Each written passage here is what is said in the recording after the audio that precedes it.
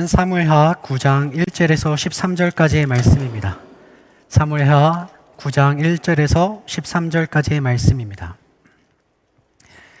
다윗이 이르되 사울의 집에 아직도 남은 사람이 있느냐? 내가 요나단으로 말미암아 그 사람에게 은총을 베풀리라 하니라. 사울의 집에는 종 한 사람이 있으니 그의 이름은 시바라. 그를 다윗의 앞으로 부르매 왕이 그에게 말하되 내가 시바냐 하니 이르되 당신의 종이이다 하니라. 왕이 이르되 사울의 집에 아직도 남은 사람이 없느냐? 내가 그 사람에게 하나님의 은총을 베풀고자 하노라 하니 시바가 왕께 이르되 요나단의 아들 하나가 있는데 다리 저는 자니이다 하니라. 왕이 그에게 말하되 그가 어디 있느냐 하니 시바가 왕께 아뢰되 로드발 암미엘의 아들 마길의 집에 있나이다 하니라.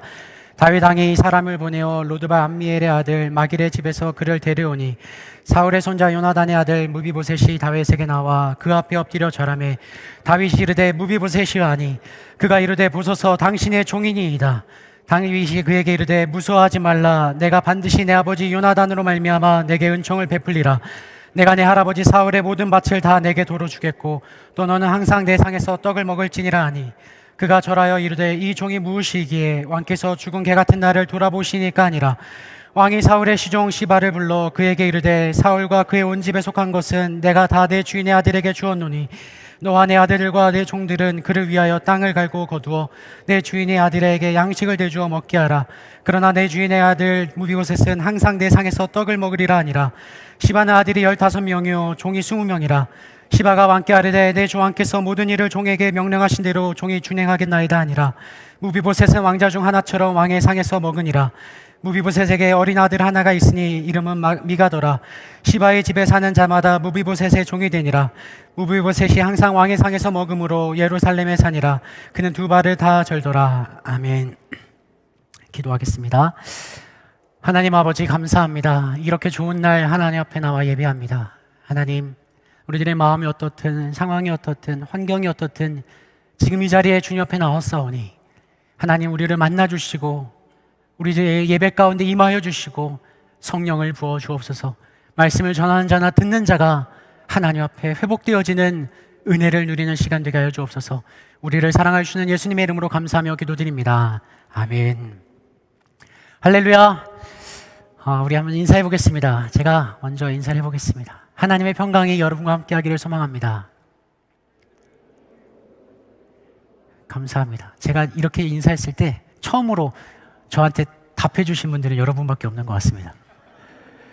제가 한 달 동안 여러분과 말씀을 나누게 되었습니다. 이 말씀 가운데, 예배 가운데 정말 우리에게 주시는 말씀이 있게 되어지기를 소망합니다.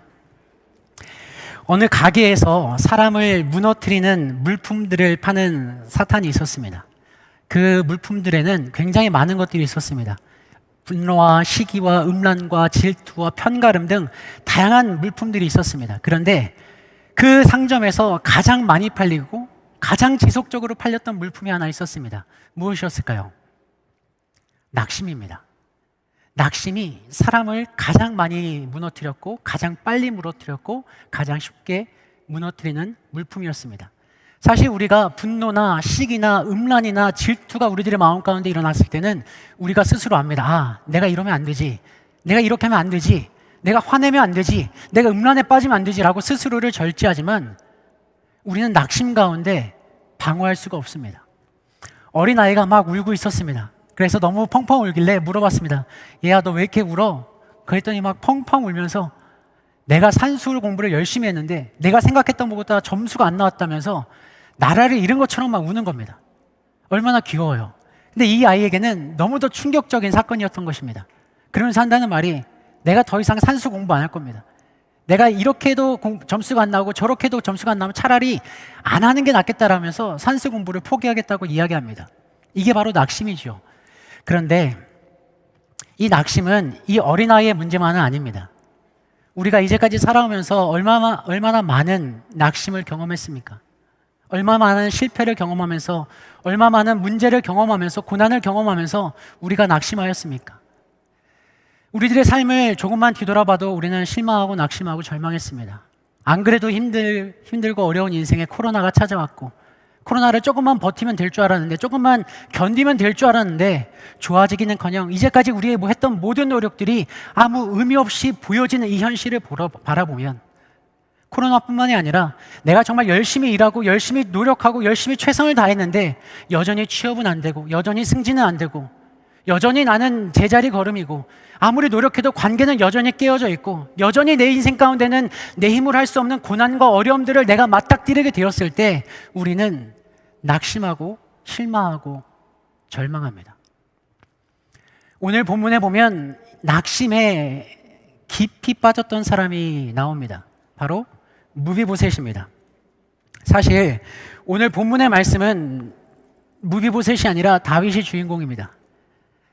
하나님의 사랑을 받고 하나님의 마음에 합한 자 되어서 하나님께서 그에게 기름을 부으시고 다윗이 어디를 가든지 무엇을 하든지 승리를 하게 하심으로 말미암아 은혜 입은 자로서 하나님의 귀하게 쓰임 받던 그 다윗이 무비보셋을 불러서 은혜 입은 자가 거저 은혜를 보내주는, 흘려보내는 그 사건이 기록된 것이 바로 오늘 본문의 말씀입니다. 그런데 오늘 우리는 이 주인공 다윗, 우리가 되고 싶고 우리가 바라고 싶고 우리가 동경하면서 우리가 꿈꾸는 다윗이 아니라 아무도 주목하지 않는, 아무도 바라보지 않는 이 무비보셋의 삶에 집중해보고자 합니다. 무비보셋은 사울의 손자입니다. 사울의 손자이고 요나단의 아들입니다. 즉 왕의 혈통을 가진 사람입니다. 왕의 혈통으로 자랐으니까 얼마나 귀하고 풍족한 인생이었겠습니까? 행복하고 남부러울 것이 없는 인생이었습니다. 그러던 무비보셋이 5살이 되던 해 사무엘하 1장에 기록된 블레셋과의 전쟁이 발발하게 됩니다. 그 전쟁이라는 것은 사람이 사람을 죽이고 내가 저 사람을 죽이지 않으면 내가 죽임을 당하기 어쩔 수 없이 앞뒤 안 가리고 사람을 찔러 죽이고 상대방을 진멸해야지만 살아남게 되어지는 비참하고 처절한 광경이 벌어지는 현실이 전쟁입니다. 그러면 이스라엘과 블레셋과의 전쟁이 얼마나 치열했겠습니까? 그 사건 가운데 비극이 일어나죠. 자신의 할아버지인 사울이 그리고 자신이 사랑하는 아버지 요나단이 블레셋과에서 전투에서 죽임을 당하게 됩니다. 당시 리더를 무찌른 블레셋은 이스라엘을 이길 수 있다는 확신과 그 열정이 타오르면서 기세가 등등해집니다. 그래서 길보아 산의 전투를 기점으로 해서 이 사울의 모든 지역 영토를 휩쓸고 가기 시작합니다. 그리고 기브아 산이었던 그 기브아 땅이었던 사울의 수도를 점령하게 이르게 됩니다. 수도가 약탈되었으니 이스라엘 백성들은 혼비백산했을 것입니다. 빨리 도망가야 됩니다. 하루라도 한시라도 빨리 도망가서 블레셋 사람들로부터 벗어나야지만 이 인생을, 내 목숨을 건질 수 있는 아주 절체절명의 순간이었습니다. 그때 무비보셋의 유모도 목숨을 유지하기 위해서 무비보셋을 안고 뛰어갑니다. 근데 얼마나 급했겠습니까? 얼마나 정신없겠습니까? 그렇게 무비보셋을 안고 뛰어가다가 무비보셋을 놓쳐버려요. 그리고 그 무비보셋이 다리가 부러집니다. 정확하게 다리가 부러졌는지 아니면 척추를 다쳤는지 어떻게 됐는지 정확하게 나오지 않습니다. 중요한 것은 떨어뜨려서 무비보셋이 상처를 입습니다. 근데 현대의학이었다면, 현대과학이었다면 뼈를 맞춰서 잘 보존을 했다면 잘 걸을 수 있었을 것입니다. 그런데 그 당시 상황에서는 과학, 의학을 꿈도 꿀 수 없는 상황이었고 또 그 전쟁통에, 피난통에 그 아이를 잘 보존하고 상처를 치유한다는 것은 상상할 수 없던 현실이었습니다. 그렇게 5살의 나이에 무비보셋은 할아버지를 잃고 아버지를 잃고 자신의 두 멀쩡한 다리를 절게 되어지는, 몸에 장애가 생기게 되는 비극을 경험하게 됩니다. 그러면 여러분, 무비보셋의 삶이 어떻겠습니까? 무비보셋이 이 삶을 용납할 수 있었을까요? 왕의 혈통에서 조금만 기다리면 왕자로서, 왕위로서 나갈 수 있던 내 인생이 어느 순간 도망자 신세가 되어버리고 두 발 멀쩡하게 이 세상 가운데 남부를 것 없이 누렸던 내 인생이 어느 순간 장애를 가진 인생이 되어버렸다는 그 현실이 용납될 수 있었겠습니까? 당시에 장애라는 것은 하나님께서 저 사람을 혹은 저 사람의 아버지로 인하여서 저주하였다라고 생각했습니다. 저 사람이 무슨 짓을 했거나 아니면 저 집안의 아버지가, 부모가 잘못했기에 저주를 내렸다고 생각했습니다. 그래서 사람들은 그 장애를 가진 사람을 존중하고 배려하고 양보하고 이해하기는커녕 적대시하면서 사람 대접을 하지 않았습니다. 하물며 잘 살아가고 있다가 중간에 장애를 얻게 된 무비보셋의 삶에 대해서는 야, 제가 얼마나 나쁜 사람이었다면 하나님께서 저렇게 인생을 치시냐. 사울이 아무 죄 없는 다윗을 저렇게 공격하고 저렇게 못살게 구니까 하나님께서 다윗을 치시고 요나단을 치시고 너까지 치신 거 아니냐. 네가 진짜 죄인이고 네가 진짜 하나님 앞에서 잘못하여서 저주받은 인간이구나 라면서 사람들이 무비보셋을 얼마나 조롱하고 멸시하고 천대하고 손가락질했겠습니까? 그렇다고 이 무비보셋이 우리 아버지랑 친했던 다윗이 왕이가 됐으니까 내가 찾아가야지 생각할 수 있었을까요? 당시 메소포타미아 문명을 바라보면 이 왕위에 오르게 되면 그 주변에 있는 적대 세력들 혹은 혹시 모를 위험 요소들은 다 처단합니다. 사실 메소포타미아 문명까지 가지 않아도 우리 조선 왕조실록만 보도 그렇지 않습니까? 쿠데타로 왕위를 계승했든 정통으로 왕위를 계승했든지 간에 자신의 왕권을 강화하기 위해서 주변의 사람들을 다 숙청하는 것이 당연한 것이고 정치적인 것이고 지혜롭고 합리적인 사건입니다. 그러면 이러한 것들을 알고 있었던 무비보셋이 과연 다윗을 찾아갈 생각을 할 수 있었을까요? 불가능합니다. 그야말로 한순간에 가정이 깨어졌고 한순간에 장애를 얻게 됐고 한순간에 왕위에서 도망자가 되어버린 비참하고 처참하고 절망 가운데 있었던 인생이었습니다. 그 누구에게도 손 내밀 수 없었고 그 누구에게도 도움을 요청할 수 없었습니다. 그러면 그러한 상황 가운데 성장했던 무비보셋의 마음이 어땠겠어요? 청소년기에는 분노와 울분이 차올랐을 겁니다. 내가 도대체 뭘 잘못했다고? 내가 한 게 뭐 있다고 내가 이런 대접을 받아야 돼? 내가 왜 이런 취급을 받아야 돼? 내가 뭘 잘못했다고? 라면서 알 수 없는 세상에 대한 분노와 원망이 차올랐을 겁니다. 청년기가 되면 달랐을까요? 청년기가 돼서는 자신의 장애를, 자신의 환경을, 자신의 인생을 받아들일 수 있었을까요? 어려웠을 겁니다. 여전히 이해되지 않는 내 인생, 여전히 상처뿐인 내 인생, 여전히 실패한 내 인생, 여전히 나는 도망자인 내 인생, 내가 장애를 가지고 있고 오히려 내 정체성을 숨겨야 되기 때문에 온전한 인생을 살아갈 수 없었고 온전한 가정을 꾸릴 수 없었고 온전한 직업을 가질 수 없이 그저 오늘 하루 아무 의미도 소망도 희망도 없이 하루하루를 근근히 살아가는 인생이 바로 무비보셋이었습니다. 그러면 여러분, 이 무비보셋의 인생에 어느 날 한 사람이 찾아옵니다. 누가 찾아오죠? 다윗이 찾아옵니다. 어느 날 다윗이 사람을 보내서 무비보셋을 찾습니다. 그래서 사람이 가서 왕이 너를 찾는다. 나와 함께 가자라고 이야기합니다. 그 말을 들은 무비보셋이 어땠을까요? 야, 드디어 다윗이 날 찾는구나. 이제 내 인생이 좀 풀리겠구나. 이제 내가 좀 살아갈 수 있겠구나. 이제 내가 좀 인간답게 먹을 수 있겠구나 생각했을까요? 아닙니다. 두려웠을 겁니다.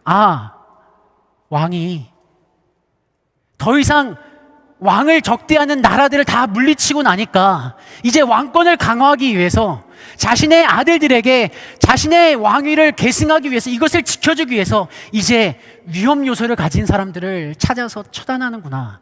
이제 내 인생도 여기서 끝이구나. 두렵지 않았겠습니까? 두려운 마음으로 무비보셋이 다윗 앞에 나아갑니다. 6절의 말씀입니다. 사울의 손자 요나단의 아들 무비보셋이 다윗에게 나와 그 앞에 엎드려 절하매 다윗이 이르되 무비보셋이여 하니 그가 이르기를 보소서 당신의 종이니이다. 얼마나 두렵겠습니까? 얼마나 무서웠겠습니까? 얼마나 몸이 부들부들 떨렸겠습니까?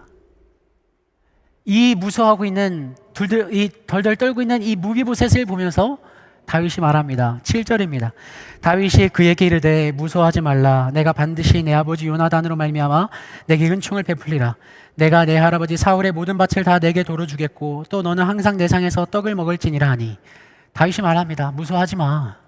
내가 내 할아버지 사울이 갖고 있었던 땅을 다 너에게 줄게. 내가 내 아버지 요나단으로 말미암아 내가 너에게 은총을 베풀 거야. 그러니까 너는 이제 나랑 같이 나와 밥을 먹자 이야기합니다. 여러분, 얼마나 따뜻한 말일까요? 얼마 만에 들어보는 따뜻한 말이었을까요? 얼마 만에 들어보는 기적적인 사건이었을까요? 내가 너에게 땅을 다 준다라는 것은 이 사울이 가졌던 이 삶의 터전을 그대로 준다라는 겁니다. 너의 정체성을 회복시켜준다는 겁니다. 네가 나와 같이 상에서 밥을 먹을 것이라는 것은 왕의 자녀로서 너의 정체성을 회복시켜줄 거야 라는 의미입니다. 네가 이제까지 비천하고 처철하고 안타까운 인생을 살았지만 이제 내가 너를 인생을 회복시켜줄 거야. 내가 너의 정체성을, 너의 삶을 회복시켜줄 거야 라고 무비보셋에게 이야기합니다.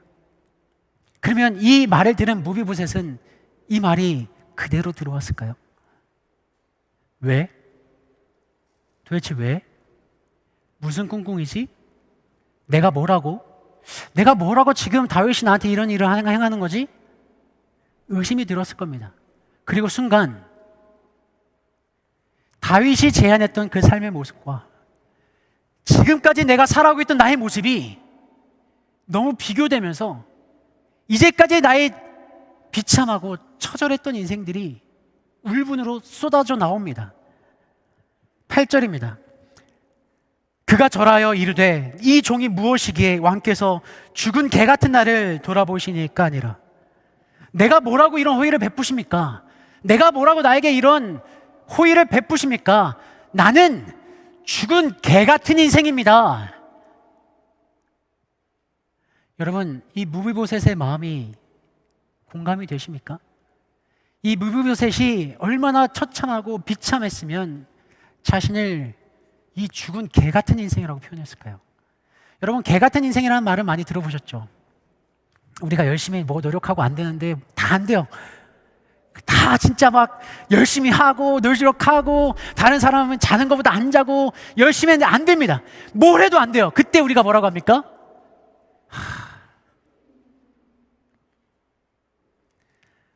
또한 내가 아무리 노력하고 안 되면 다른 사람은 다 잘 살아 보이고 다른 사람은 다 행복해 보이는데 내 인생만 이렇게 비참하게 느껴지고 초라하게 느껴지면 내 인생을 스스로 비하하면서 야 진짜 이렇게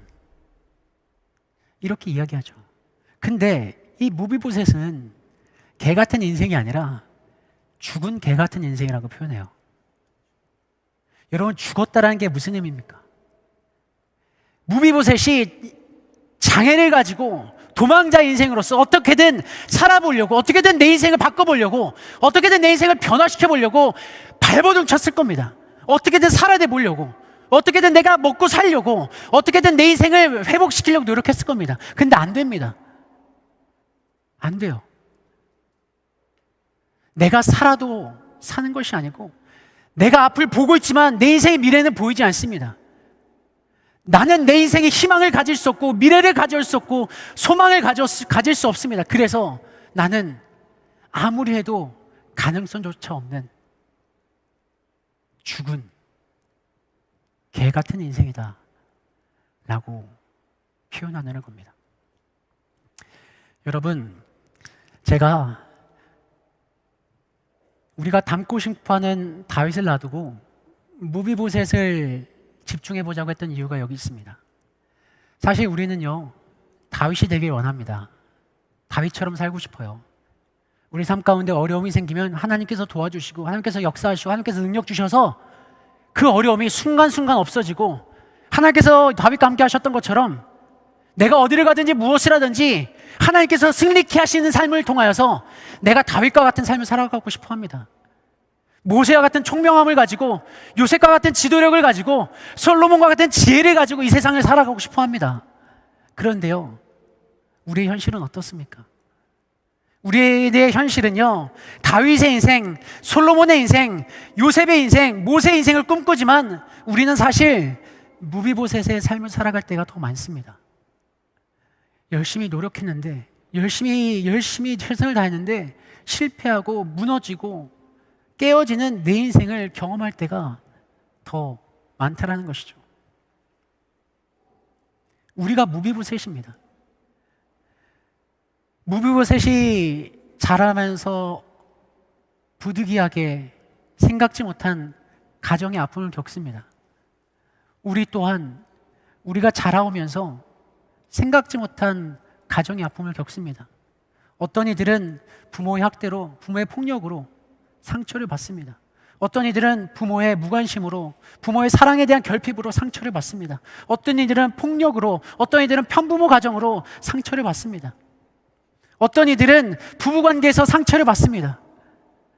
잘해보려고 하지만 자꾸 부딪히고 자꾸 깨어지고 자꾸 서로를 비난하고 욕하면서 서로에 대한 사랑과 신뢰가 깨어지면서 가정의 아픔을 겪습니다.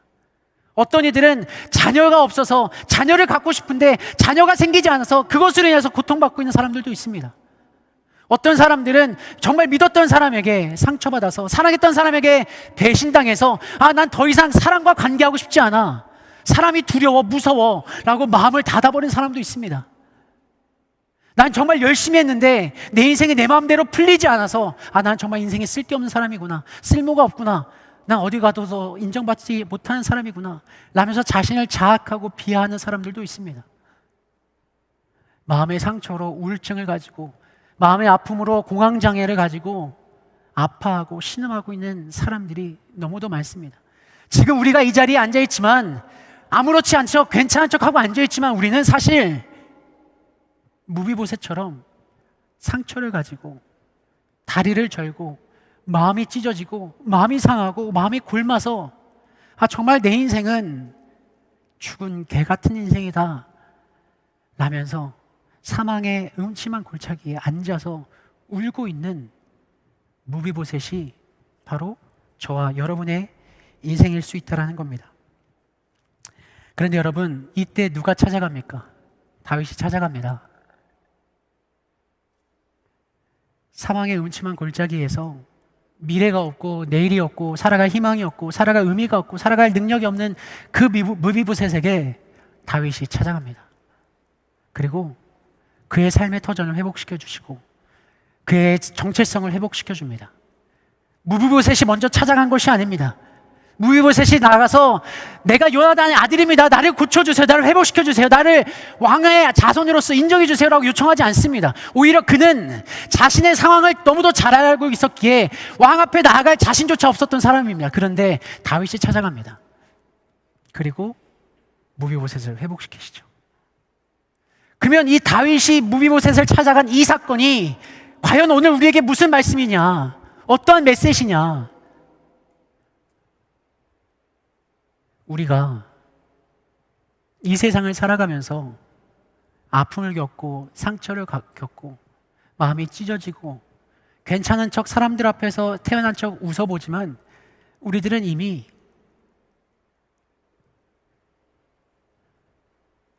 그렇습니다. 그때 우리에게 누가 찾아오십니까? 예수님이 찾아오십니다. 예수님이 우리에게 먼저 찾아오십니다. 내가 먼저 하나님을 사랑한 것 같지만 요한일서 4장에 보면 우리가 사랑함은 그가 먼저 우리를 사랑함이라 라고 말씀하고 계십니다. 무비보셋이 다윗에게 가서 나를 회복시켜 주세요, 나를 사랑해 주세요 라고 요청한 것이 아닌 것처럼 다윗이 먼저 찾아가서 그를 회복시키고 그를 위로했던 것처럼 예수 그리스도께서 우리가 여전히 아파하고 상처 입고 여전히 무너지고 여전히 세상 가운데 살아갈 힘과 능력과 소망을 잃어버린 이 삶 가운데 예수님께서 먼저 우리에게 찾아오십니다. 우리가 아직 죄인 되었을 때, 우리가 여전히 하나님을 외면하고 하나님을 모독하고 하나님을 떠나가고 여전히 하나님을 온전히 신뢰하지 못하고 내 힘으로 내 삶을 어떻게든 살아보겠다라고 발버둥 치다가 실패해서 내 인생에 대해서, 나에 대해서 자학하고 실망하고 절망하고 낙심하고 있는 그 상황 가운데 예수님께서 우리가 아직 죄인 되었을 때 우리에게 찾아오십니다. 그것이 로마서 5장 8절에 기록되어 있습니다. 우리가 아직 죄인 되었을 때 그리스도께서 우리를 위하여 죽으심으로 하나님께서 우리에 대한 자기의 사랑을 확증하셨느니라. 내가 아직 죄인 되었을 때 하나님께서 나를 찾아오셨습니다. 내가 사망의 음침한 골짜기에 앉아서 울고 있을 때 하나님께서 나를 찾아오셨습니다. 내가 여전히 상처받고 아파서 몸둘 바 몰라 할 때 예수 그리스도께서 나를 찾아오셨습니다. 그리고 나를 위해서 죽으심으로 말미암아 하나님이 우리에 대한, 여러분을 위한, 나를 위한 사랑을 확증하셨습니다. 그리고 오늘 우리에게 이렇게 말씀하시죠. 너는 내 아들이라. 내가 너를 낳았도다. 두려워 말라. 내가 너와 함께함이니라. 놀라지 말라. 내가 너의 하나님이 됨이니라. 사랑하는 자여, 일어나 나와 함께 가자. 내가 너희를 고아와 같이 내버려 두지 않으리라 라면서 우리를 실패와 절망과 낙심 가운데 있는 우리를 불러주시고 찾아주시고 위로해 주시고 회복시켜 주시는 것입니다. 이것이 우리가 붙잡아야 될 메시지입니다. 여러분, 무비보셋이 다윗이 불렀을 때 한 행동이 무엇입니까? 다른 것 없습니다. 다윗 앞에 나아가 엎드렸습니다. 잠깐만요. 내가 좀 삶을 회복하고요. 내가 재산을 좀 회복하고요. 나의 정체성을 좀 회복하고요. 그때 왕 앞에 나아가겠습니다라고 하지 않았습니다. 그저 앞에 나아가 엎드렸습니다. 우리도 마찬가지입니다.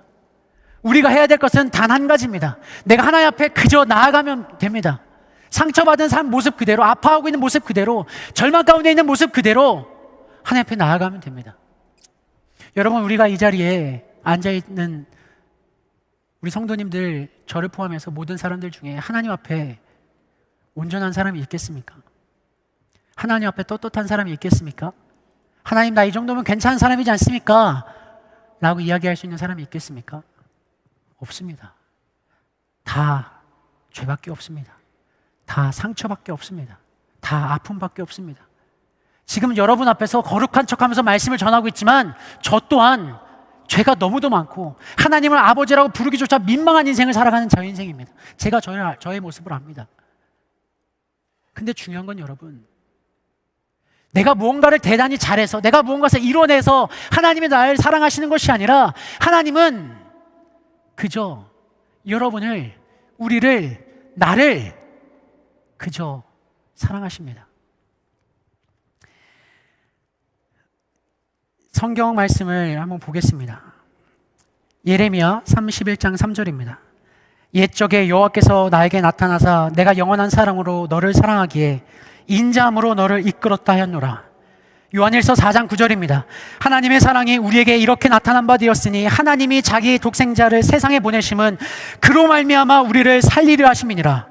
요한일서 1장 4장 16절입니다. 하나님이 우리를 사랑하시는 사랑을 우리가 알고 믿었노니 하나님은 사랑이시라. 사랑 안에 거하는 자는 하나님 안에 거하고 하나님도 그의 안에 거하느니라. 에베소서 2장 4절 7절입니다. 긍휼이 풍성하신 하나님이 우리를 사랑하신 그 큰 사랑을 인하여 허물로 죽은 우리를 그리스도와 함께 살리셨고 너희는 은혜로 구원을 받은 것이라. 또 함께 일으키사 그리스도 예수 안에서 함께 하늘에게 앉히시니 이는 그리스도 예수 안에서 우리에게 자비하심으로 그 은혜의 지극히 풍성함을 오는 여러 세대에게 나타내려 하심이니라. 로마서 8장 35절에서 39절입니다. 누가 우리를 그리스도의 사랑에서 끊으리요? 환난이나 곤고나 박해나 기근이나 적신이나 위험이나 칼이랴. 기록된 바 우리를 종일 주를 위하여 죽임을 당하게 되며 도살당할 양같이 여김을 받았나이다함과 같으니라. 그러나 이 모든 일에 우리를 사랑하신 이로 말미암아 우리가 넉넉히 이기느니라. 내가 확신하노니 사망이나 생명이나 천사들이나 권세자들이나 현재일이나 장래일이나 능력이나 높음이나 깊음이나 다른 어떤 피조물이라도 우리를 우리 주 그리스도 예수 안에 있는 하나님의 사랑에서 끊을 수 없느니라. 아멘.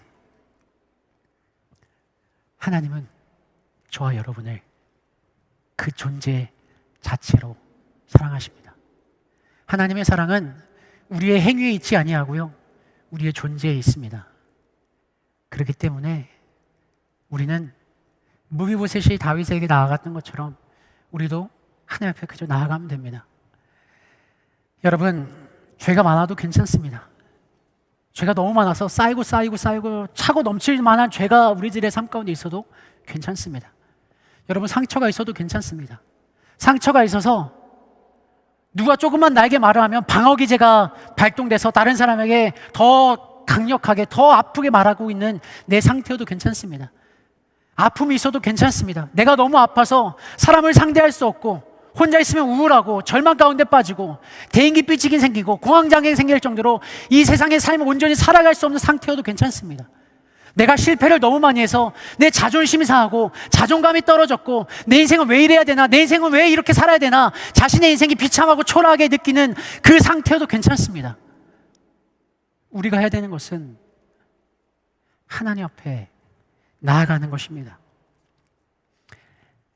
여러분, 바다에 물이 많습니까? 질문이 잘못됐죠. 바다 자체가 물입니다. 그러면 질문을 좀 바꿔보겠습니다.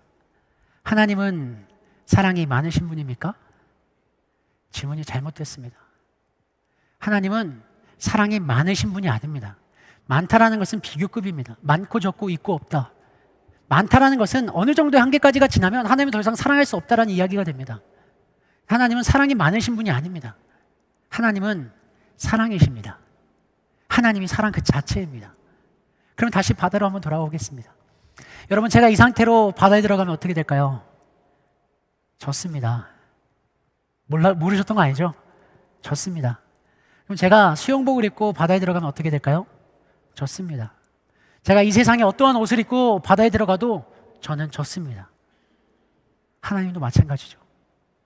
제가 어떠한 사람이든 관계없습니다.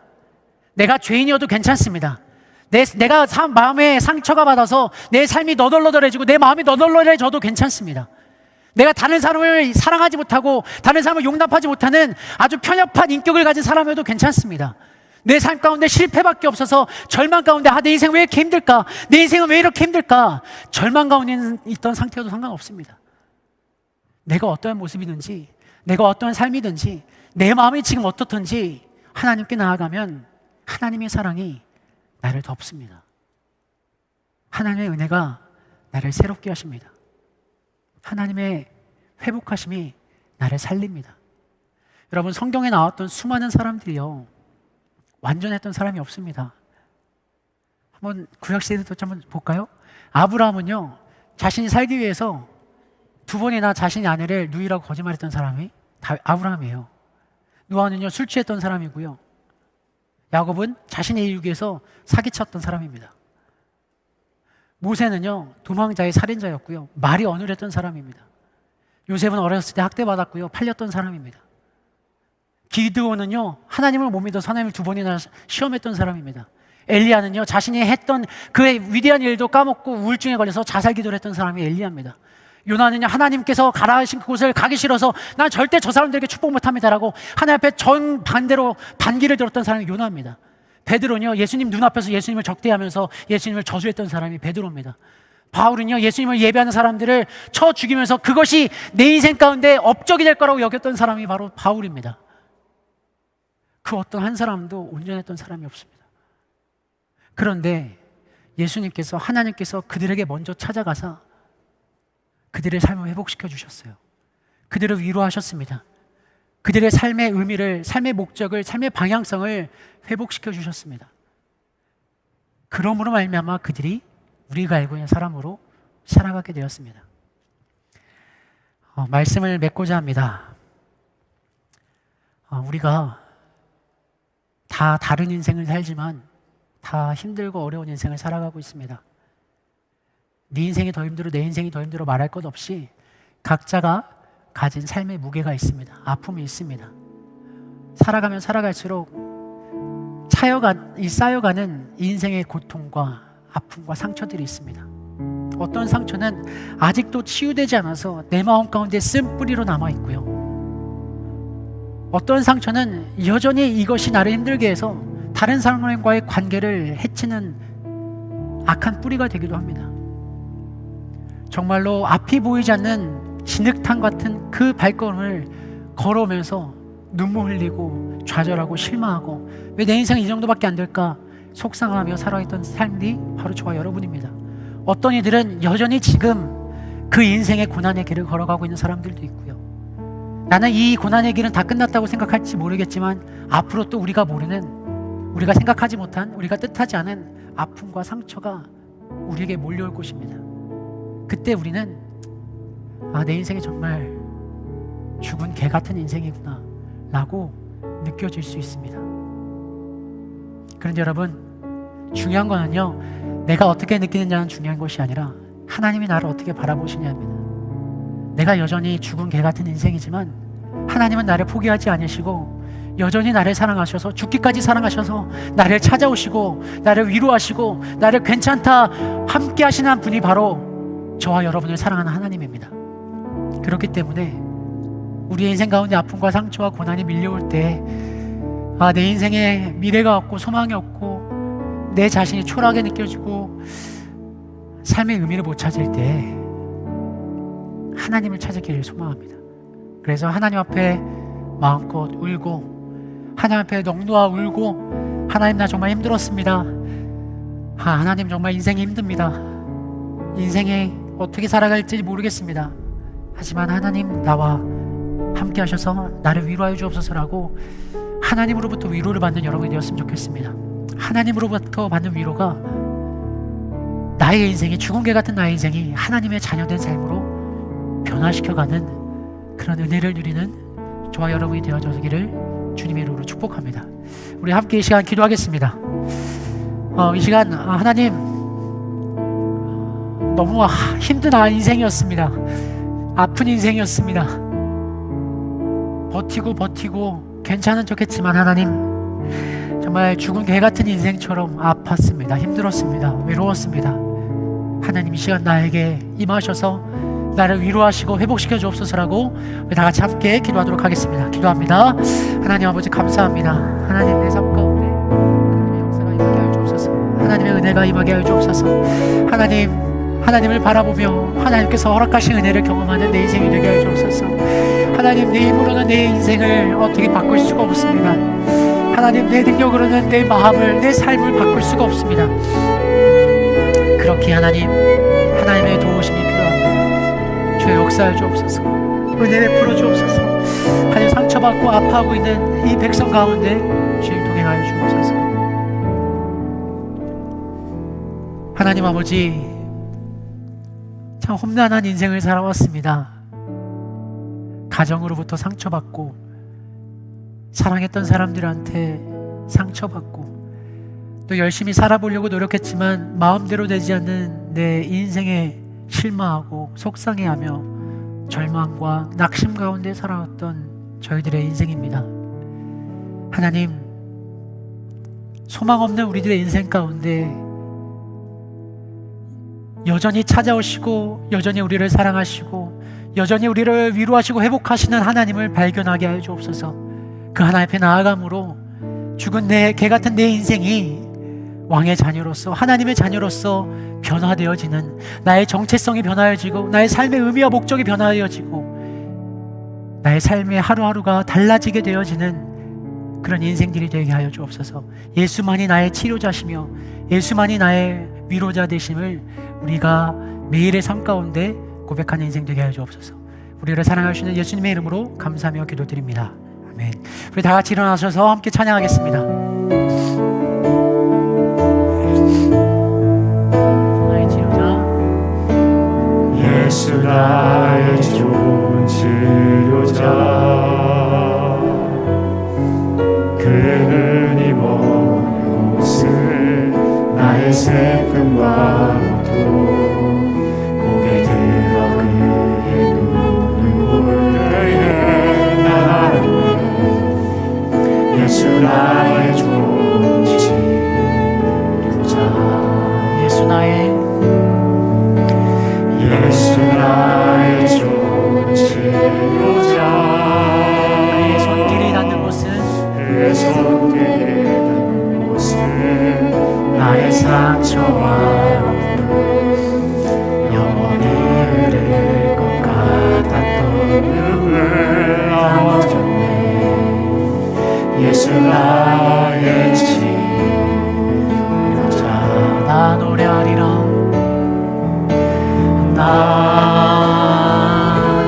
노래하리라. 전한 나를 돌아보신 구세주를 찬양해. 하늘 닿는 곳까지 내 손 들이라.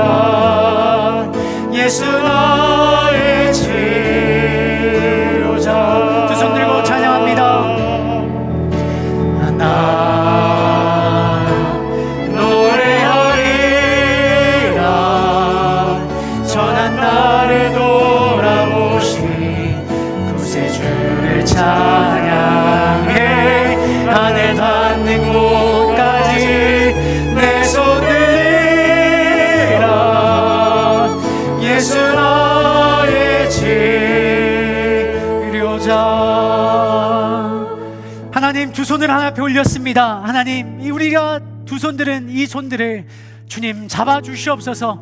우리의 삶 가운데 아픔이 있고 고난이 있고 실망이 있고 실패와 상처가 있을 때 우리가 낙심하여 우리들의 스스로의 삶을 비하하고 초라하게 느껴질 때 하나님, 우리의 삶 가운데 찾아오셔서 위로하시고 회복시켜 주시옵소서. 하나님, 하나님을 바라봄으로 오늘 우리에게 주어진 하루의 삶을 기뻐함으로 살아갈 수 있는 힘을 더하여 주시옵소서. 이제는 우리 주 예수 그리스도의 은혜와 우리를 사랑하실 때 끝까지 사랑하시며 회복하시는 하나님의 끝없는 사랑하심과 성령 하나님의 감화 감동 역사 충만케 하신 은혜가 지금 이 자리에 하나님께 나아가며 하나님의 은혜를 감사함으로 받으며 하나님으로 말미암아 달라진 인생, 왕의 자녀에 대한 인생으로 살아가기로 다짐하는 하나님의 백성들 머리머리 위에, 그들의 가정과 일터와 일생 위에 이제로부터 영원토록 함께 없시기를 간절히 축원하옵나이다. 아멘.